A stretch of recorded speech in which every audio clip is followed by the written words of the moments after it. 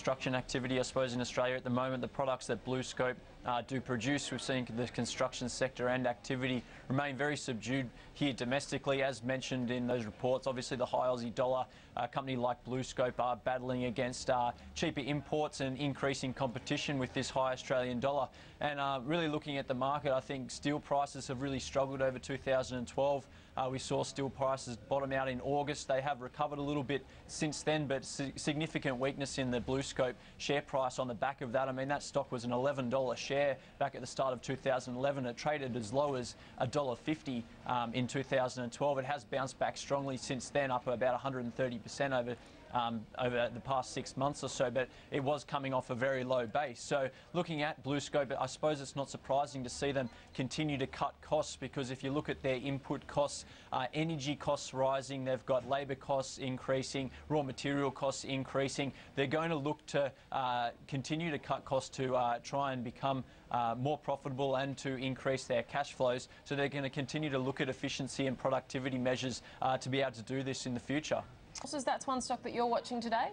Yeah, it's had a great quarter, the December quarter. They've boosted their production. They've continued to reduce their costs at their flagship Paulson mine. They've seen significant expansion. They've hit production of 100,000 ounces per annum, and they've also done that on budget and on time. So I think the market has realised the solid outlook for this company. If you look at the share price, doubled in the second half of 2012 from around 60 cents to $1.20. It has struggled a little bit over the past couple of months because we have seen some weakness in the overall gold price, but I think this stock will probably should outperform today because the growth outlook for this company continues to be strong. They've got a strong exploration base, but they've also got production capabilities which are continuing to expand at a good rate. It has little debt, this company, and as I mentioned, it's continued to reduce costs, and relatively speaking, it is a low-cost gold producer compared to other Australian listed companies. Over 2012, it lowered its cash costs from the first half to the second half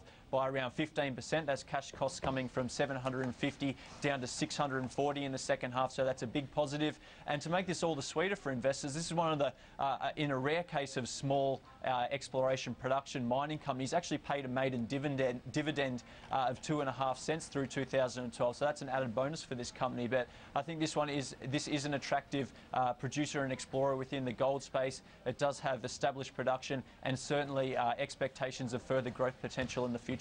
Today, we've got about a 1/3% gain, 47.26. What do you think's really driving us today?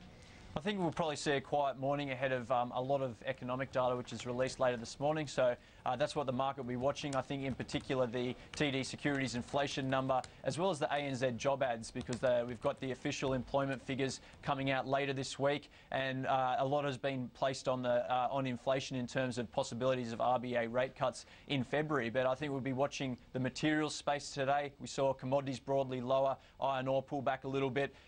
Bank of America Merrill Lynch came out and downgraded BHP to an underperform and put a target price of $32, so that stock might underperform a little bit today as well.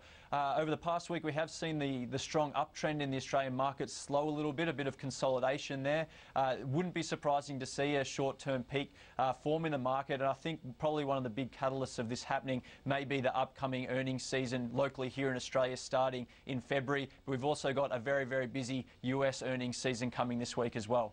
We certainly